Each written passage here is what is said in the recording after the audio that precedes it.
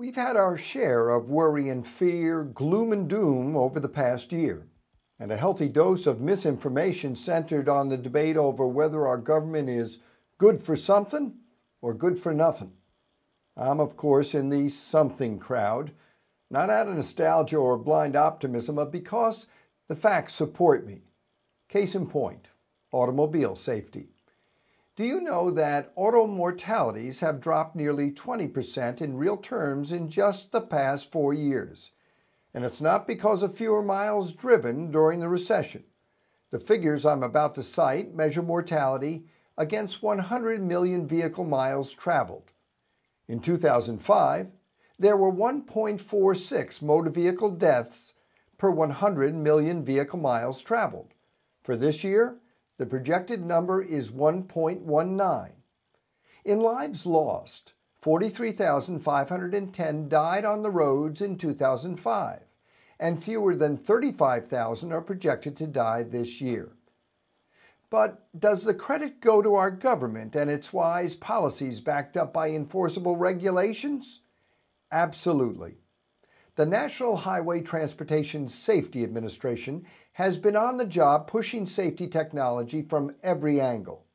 As history has proven, from the Ford Pinto to safety belt resistance and on up, absent push, progress has been slow to none. Just 10 years ago, nearly 80% of all vehicles sold had no side airbags. The number of 2009 models not offering side airbags? Just 10%. Electronic stability control systems to keep you from skidding off the road. You could find them in just 9% of new vehicles a decade ago. Now, well, they're in 74% of cars and 100% of sports utility vehicles. In 85% of new vehicles overall, they're standard equipment. And let's look at the highways themselves, many under new construction due to the stimulus plan. Fewer and fewer highways lack physical barriers and rumble strips that wake you up if you begin to wander out of your lane. And finally, there's us. We've changed too.